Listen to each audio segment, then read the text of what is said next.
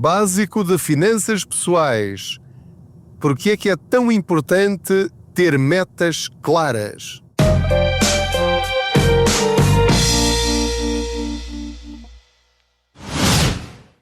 Estamos em 2025 e o futuro chegou. É a inteligência artificial que governa o mundo, as casas que são inteligentes e os carros que se conduzem sozinhos. E mesmo assim, ainda paga comissões de manutenção de conta? No ActiveBank essa comissão é zero e acreditamos que existem maneiras muito melhores de gastar o seu dinheiro do que aí. Sem filas, sem papelada e com uma app simples, intuitiva e feita à sua medida. Passe pelo site e dê o primeiro passo rumo ao banco que já está no futuro. Banco ActiveBank S.A. Olá, eu sou o Pedro Anderson, jornalista especializado em finanças pessoais e aproveito as minhas viagens de carro para falar consigo sobre dinheiro. Agora, nesta série, estou a regressar ao básico, não é? Como dizem os ingleses, back to the basics, para quem quer começar bem a sua jornada financeira, não sabe muito bem por onde começar e qual é a estratégia mais eficiente, então tem de ouvir estes episódios. Cenas do episódio anterior. Vimos que o primeiro passo é fazer a sua selfie financeira, descobrir exatamente ao cêntimo, na totalidade da sua vida financeira, onde é que gasta o seu dinheiro e quanto é que ganha. Vimos também a importância de saber qual é o valor da sua família. A sua família é uma família de 15 mil euros? Uma família de 20 mil euros? De 30 mil, 40 mil, 50 mil, 70 mil? No episódio básico das finanças pessoais, no primeiro deles, expliquei como é que você pode fazer essas contas. Partindo do princípio que já fez isso que lhe disse para fazer nesse primeiro episódio desta série, agora vamos ao segundo passo. Sem fazer o primeiro, não consegue fazer este, que é, agora que já sabe se é uma família que ganha, ou neste caso, gasta mais do que ganha, se é uma família que gasta tudo o que ganha, ou se é uma família que gasta menos do que ganha. Portanto, a sua família está numa destas três situações. Mas tem de saber ao cêntimo se de facto está ou não está. Não é um acho que. Isso não funciona em finanças pessoais. Não há achismos. Isto são números. E os números levam à alteração de comportamentos. E depois a seguir é muito importante que perceba isto. É a mudança de comportamentos que gera dinheiro. Ok? Depois falaremos sobre isto e vamos desenvolver esse tema mais à frente. Mas para já fixe isto. O dinheiro é mais cabeça do que carteira. Se dominar a sua cabeça, domina a sua carteira. Se não dominar a sua cabeça, não há carteira que resista. É tão simples quanto isto. Muito bem. A importância de ter metas. Enquanto não decidir para que é que quer o dinheiro, não adianta querer poupar. Porque vai poupar para quê? Com que objetivo? Com que critério? Como é que vai fazer escolhas conscientes se não sabe qual é o objetivo final que pretende? Então, para cada uma destas famílias que mencionei, a família que gasta mais do que ganha, o objetivo é acabar com essa situação o mais depressa possível e passar para o patamar da família que gasta aquilo que ganha. Portanto, só isso já é um ganho gigantesco. Já lhe vai retirar um peso de cima que é insuportável para muitas famílias. São aquelas famílias que chegam antes do fim do mês e já não têm dinheiro na conta. Portanto, isso é para acabar, meus amigos. Isso não é vida. Vai ter de fazer alguma coisa em relação a isso. Das duas, uma, ou reduzindo custos ou aumentando os rendimentos. Não há outra maneira. Isso não é vida. Não dá. Isso é uma vida de sofrimento e é algo que nós podemos tentar controlar de alguma maneira. Estou a falar, evidentemente, para famílias que têm rendimentos, que têm trabalho, que podem fazer escolhas. Há famílias que dependem exclusivamente dos apoios da Segurança Social ou dos apoios de outras pessoas, da família, que não conseguem trabalhar, etc. Mas mesmo em algumas destas situações, há também apoios da Segurança Social, e não só, que as pessoas têm o direito a recorrer e às vezes não sabem. Portanto, mas não é dessas situações que eu estou aqui a falar, como é óbvio, não é? Então, em que é que as metas são fundamentais?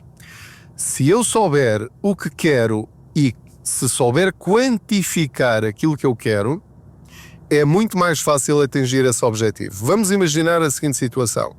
Eu decido que tenho uma meta que é ganhar mais. O meu salário é insuficiente, portanto eu quero ganhar mais. Ora, isto pode parecer muito bom na teoria, mas na prática significa zero. Dizer isto, ou eu quero ser aumentado, ou a minha vida mudava se eu fosse aumentado. Isto não vale nada. Não vale nada em que sentido? É bom como intenção, mas não dá para medir. Então, com base naquilo que aprendemos no episódio anterior, do básico das finanças pessoais, se eu souber que estou a gastar mais do que aquilo que eu ganho, ou se eu gasto o mesmo que eu ganho, eu tenho de definir para mim e para a minha família quanto é que eu tenho de ganhar mais, no primeiro caso para deixar de ter déficit, no segundo caso para ter dinheiro para poupar e para investir. Então o meu objetivo passa a ser o quê? Ganhar mais 100 euros todos os meses. Ou eu sozinho, ou 50 cada um. Como é que vamos fazer isso? Ok. Aqui já começamos a avançar no caminho certo. Porque se eu souber que tenho de ganhar mais 50 euros todos os meses, eu vou começar a pensar nisto e vou começar a analisar alternativas, que é, eu tenho de fazer horas extraordinárias, basta isso? Será que eu posso ser promovido no trabalho e basta isso? Será que eu posso vender alguma coisa ao longo das semanas ou fazer algum tipo de trabalhos que me rendam esse dinheiro?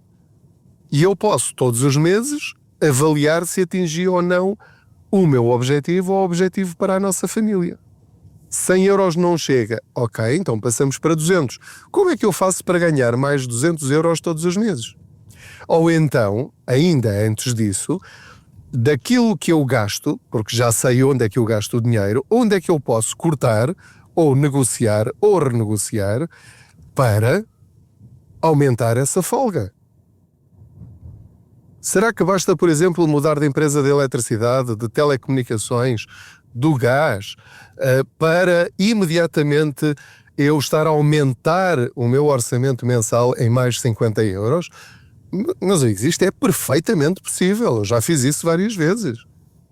Basta reduzir o seguro de vida. Às vezes basta renegociar o crédito à habitação para me aumentar em cerca de 100 euros por mês, ou coisa que o valha.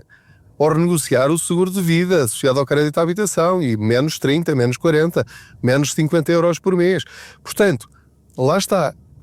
Depois de ter a listagem completa de todas as minhas despesas e rendimentos, agora o passo seguinte é: quanto é que eu quero a mais, todos os meses, poupar ou ter como rendimento extra para atingir o meu objetivo?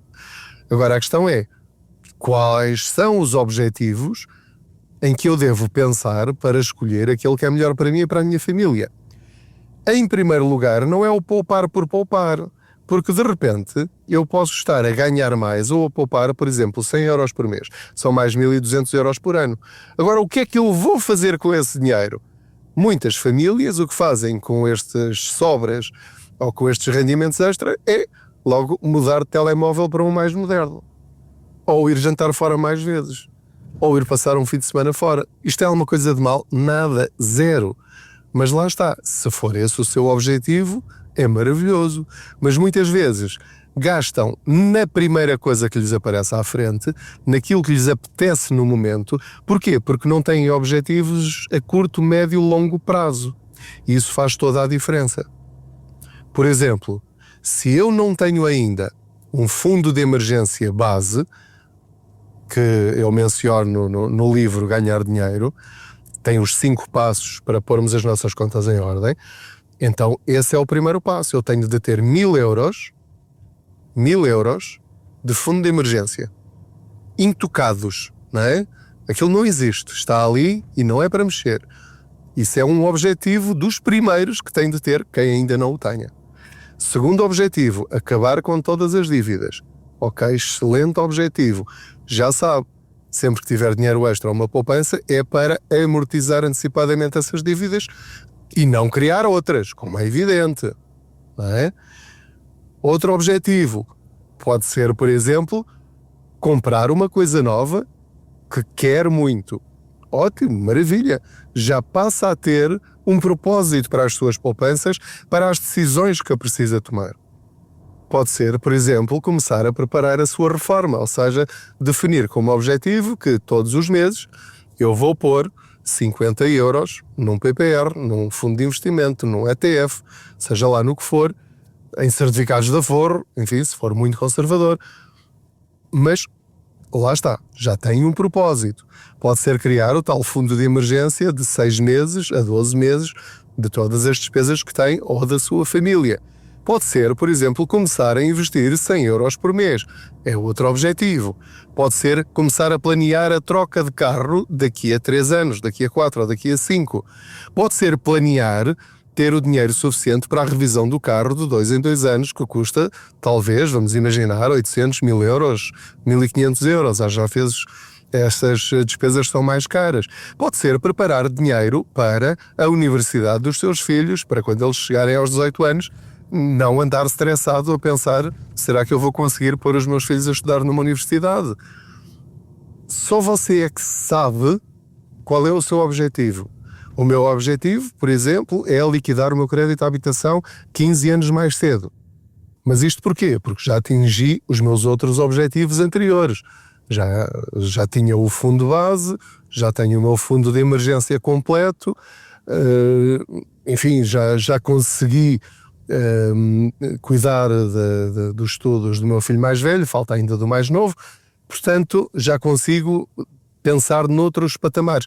Cada pessoa vai ter de se adaptar, ou vai ter de adaptar a sua vida financeira e as suas escolhas às metas que forem apropriadas para essa pessoa. Mas enquanto não definirmos metas a curto, médio e longo prazo, são 3 metas diferentes, nunca vai conseguir chegar muito longe. E porquê é que é importante definir esses objetivos claros o mais cedo possível? E atenção, não é dizer eu quero ter dinheiro para a reforma. Não.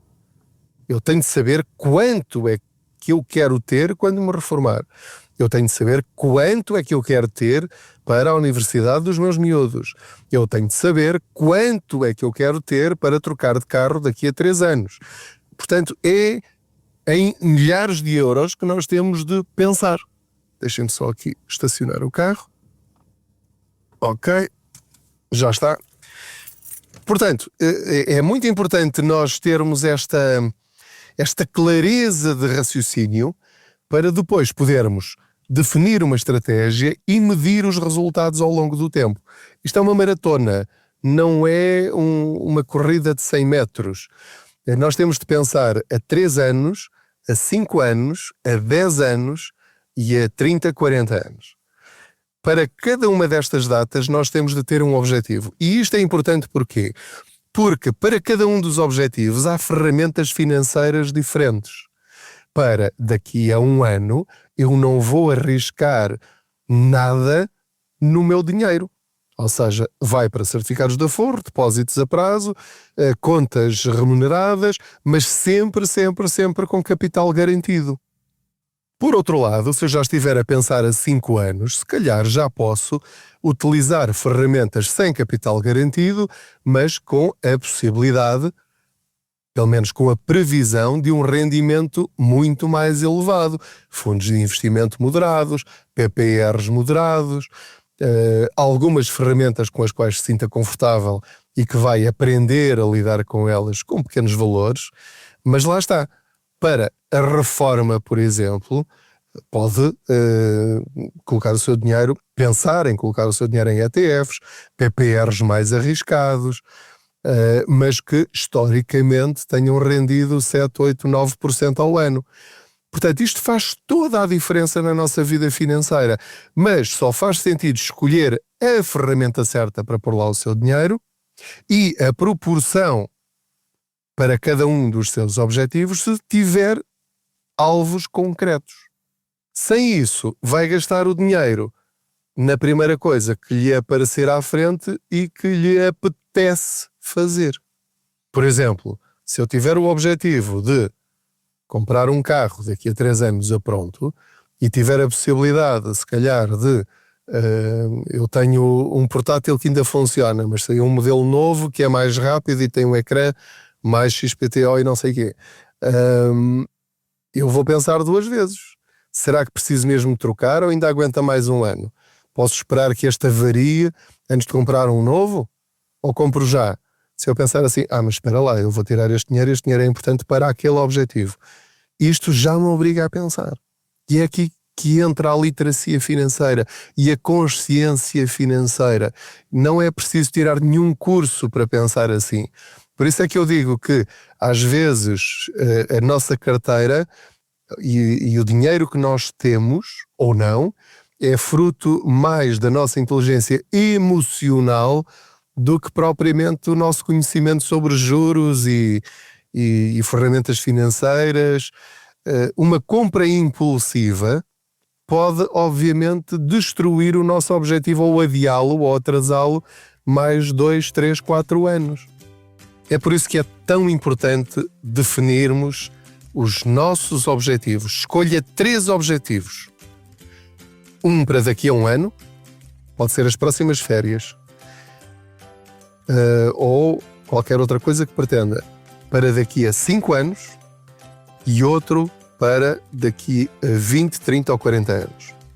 Escolhendo estes 3 objetivos, vai ver que todas as suas escolhas daqui para a frente se tornam todas muito mais fáceis e produtivas em termos financeiros. Depois, como é que vamos lá chegar? Isso fica para um próximo episódio destes básicos das finanças pessoais. Muito obrigado por me ter acompanhado em mais este episódio, nesta boleia financeira. Não se esqueça de subscrever este podcast, de o partilhar com outros, dar as estrelinhas que entender, de me seguir nas redes sociais e as redes sociais do Contas Poupança. Também assinar a newsletter Contas Poupança em contaspoupanca.pt e juntos vamos mudar alguma coisa neste país. Vamos a isso? Obrigado, boas poupanças! Estamos em 2025 e o futuro chegou. É a inteligência artificial que governa o mundo, as casas que são inteligentes e os carros que se conduzem sozinhos. E mesmo assim, ainda paga comissões de manutenção de conta? No Active Bank essa comissão é 0 e acreditamos que existem maneiras muito melhores de gastar o seu dinheiro do que aí. Sem filas, sem papelada e com uma app simples, intuitiva e feita à sua medida. Passe pelo site e dê o primeiro passo rumo ao banco que já está no futuro. Banco Active Bank S.A.